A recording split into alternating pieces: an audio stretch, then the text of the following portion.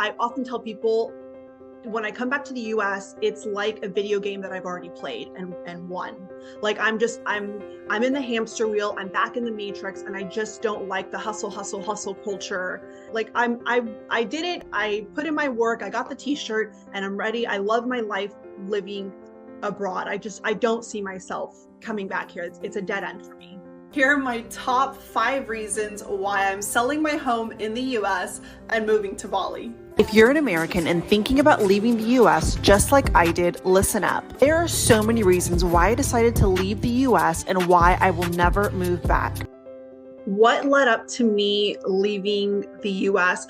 I traveled a little bit with my ex-husband, but it wasn't until I was on a girls' trip, maybe 3 or 4 years ago, that I just liked traveling. Like, it was different from traveling with a partner, traveling with other women, other friends.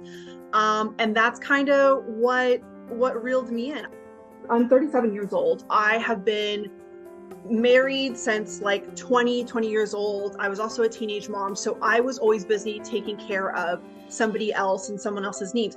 Solo traveling allows me to put myself first. What do I like to do? And you just learn so much more about yourself. It's extremely empowering. Really, it was just my kids that were tethering me there. Like, once I got a taste of solo travel, that was it. I had the bug. It was just, okay, I'll wait till my kids turn 18. And then my younger son last summer decided I want to go live with dad. And that's what prompted the move. The American dream of slaving at a job that you hate, barely getting paid livable wages, if even that, having 2-3 jobs just to make ends meet, literally living paycheck to paycheck, is dead. I think the new American dream is to leave America. It used to be to stay here, to have a job, to retire when you're 60, to have a house, to have a family. And now we're not able to live here. I posted a video the other day where I'm asking people, how are you financially able to live? Americans, how are you able to live here?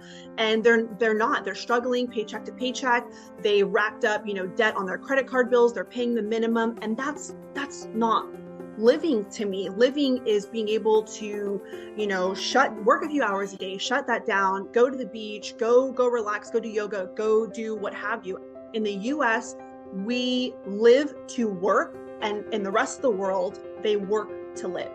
I feel like COVID, with the remote jobs, with a lot of remote workers and a lot of just that remote lifestyle, has really opened up our eyes and has allowed us to see as Americans, like, we don't have to go into an office. We can work remotely and just have more work-life balance. And also TikTok and social media in general is helping others see, like, wow, I don't have to struggle here. I can take my savings, or I can take my remote job, and I can work somewhere else in the world, in Colombia, in Bali, in Ecuador, and mostly anywhere else in the world where I don't have to struggle like this. I can live a quality life instead of being here slaving, essentially.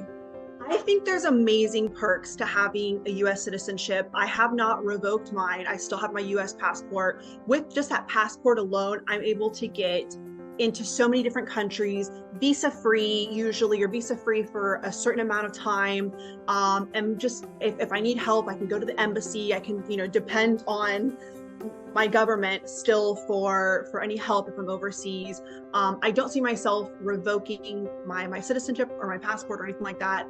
That being said, I also don't see myself coming back here to live permanently.